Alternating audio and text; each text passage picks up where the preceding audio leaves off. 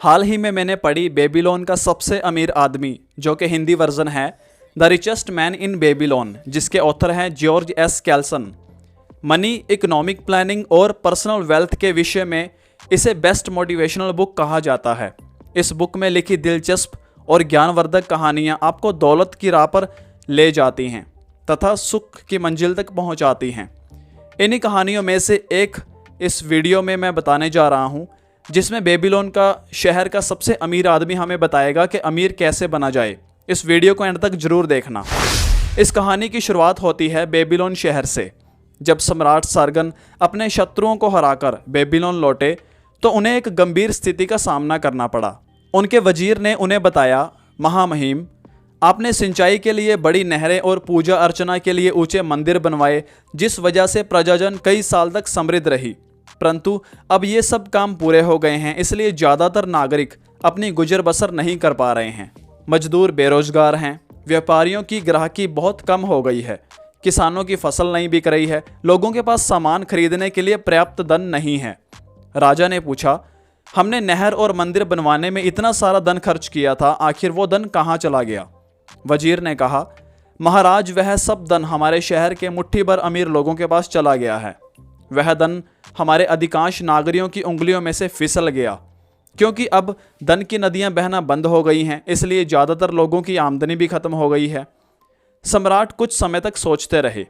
फिर उन्होंने पूछा, इतना सारा धन मुट्ठी भर लोगों के पास कैसे चला गया? वजीर ने जवाब दिया, क्योंकि वे इसका तरीका जानते थे। सम्राट ने पूछा, सब लोग ये क्यों नहीं सीख लेते कि धन इकट्ठा कैसे किया जाता है, ताकि मेरे शहर का हर आदमी अमीर बन जाए? क्या यह संभव नहीं है?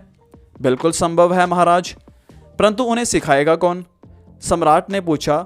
वजीर, दौलतमंद बनने का तरीका हमारे शहर में सबसे अच्छी तरह कौन जानता है? अरकाद के सिवा और कौन हो सकता है? वह बेबीलोन का सबसे अमीर आदमी है, उसे कल मेरे सामने पेश करो।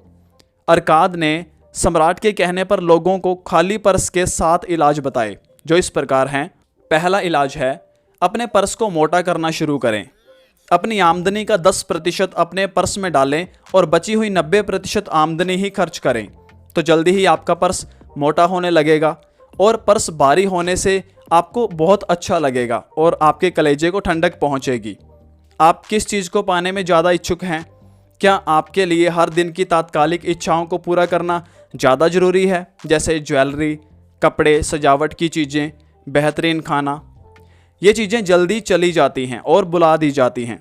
या फिर आपके लिए दूरगामी इच्छाएं ज़्यादा ज़रूरी हैं, जैसे विशाल जायदाद, सोना, भूमि, व्यापार, आमदनी देने वाले निवेश।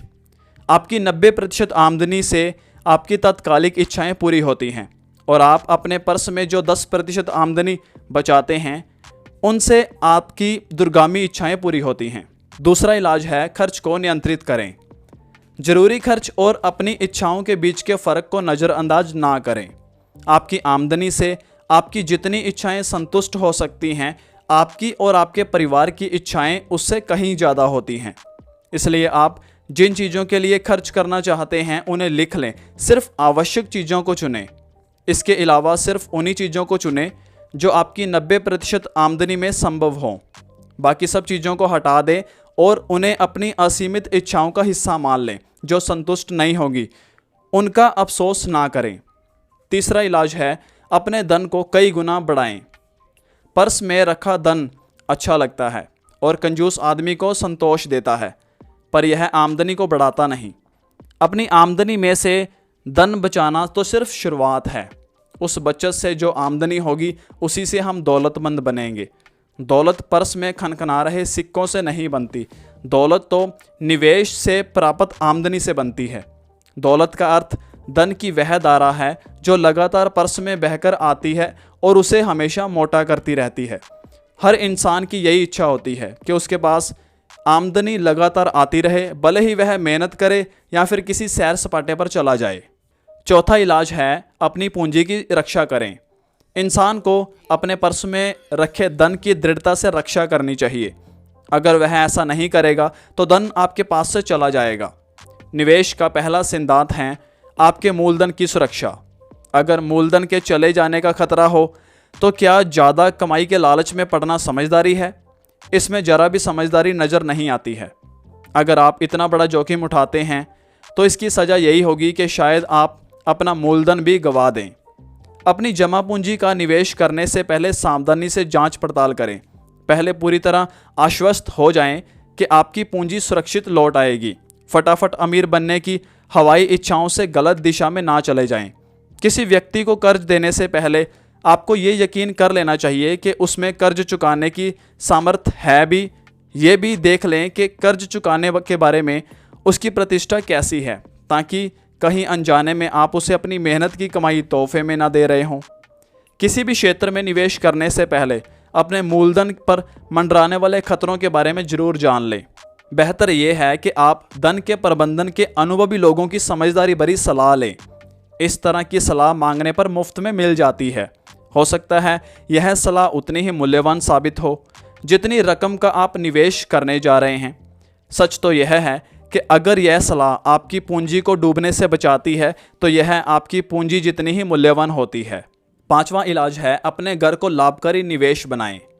किसी भी व्यक्ति का परिवार तब तक जिंदगी का पूरा आनंद नहीं ले सकता जब तक कि उसके पास मकान में इतनी जगह ना हो कि उसके बच्चे साफ सुथरी धरती पर खेल सकें, उसकी पत्नी ना सिर्फ सुंदर फूल उगा सके बल्कि परिवार को खिलाने के लिए अच्छी सब्जियां भी उगा सके। अपने घर का स्वामी बनने में हमें गर्व का एहसास होता है।